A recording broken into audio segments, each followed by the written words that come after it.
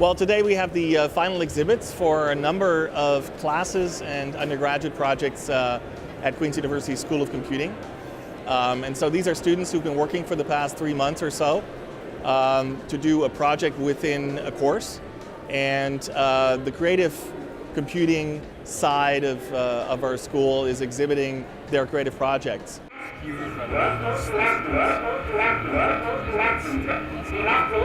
So basically, this project is kind of sound exploration, kind of tactile sound manipulation project. So this vase has been 3D printed. We built in textures into the side of the vase so that when you do scratch it, we can get that kind of varied output from it. In Computing and Creative Arts, which is a program at the School of Computing, you learn how to use computers in order to do creative design and creative projects. The goal of the course is very much to set people up for jobs that don't yet exist.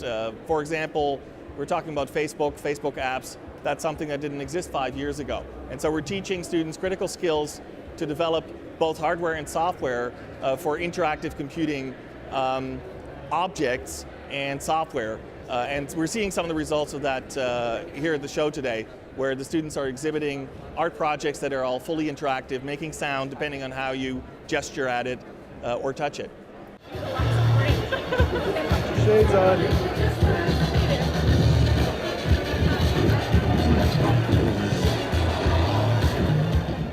We've got some photocells that are embedded into this sphere, and what that does is that it, I guess, measures the amount of light hitting this orb.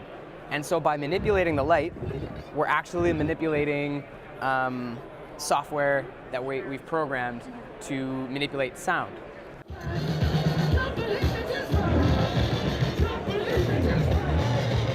I was excited to take the course as well because I actually knew it was a project-based one, and it's very different than all of the other courses that I take, which are either language-based usually, or drama courses, which are more active and creative. So this was a really cool course to kind of be a combination of that, being able to apply your creativity in a way that it manifests itself, and it's very tangible, and it's just really cool to play with things and start from a very simple idea and expand it into something that physical.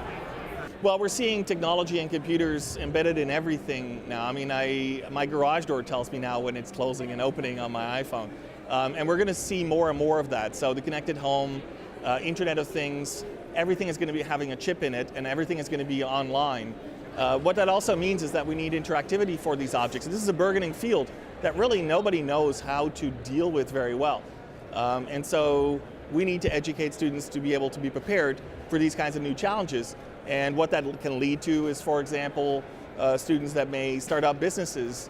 And those could be Kickstarter projects, they could be apps in an app store, they could be games that people can buy, and we're very much promoting that. I originally took the course thinking it was going to be, because I'm a film major, film and stage and screen, and I thought it was going to be a lot of computer animation because it's COCA, it's computing in the creative arts. And I was really surprised first day of classes looking at past projects and discussing kind of the theme for this semester, how it had to be printable electronics. So it was kind of like this isn't what I'm expecting, but I'm in for the ride. And throughout the course, there's just really developing a new kind of, I'm using software that I never used before. We're using 3D printers. So it's a fun experience, and I'm learning a lot of new things through this. Cool, eh? It's just my fingernail. This is like, think about how a record looks, right? These strips kind of also have audio files ingrained into them, so when you pull those, it's kind of a human voice is what it should be. Can you hear She Loves Me, She Loves Me Not?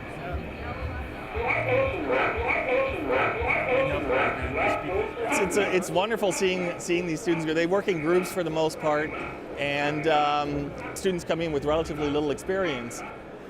So for me, it's super exciting to see after 3 months that these students actually got to the end point, and not just that, but also some of the exhibits here are world class. Likely some of them will be exhibited at future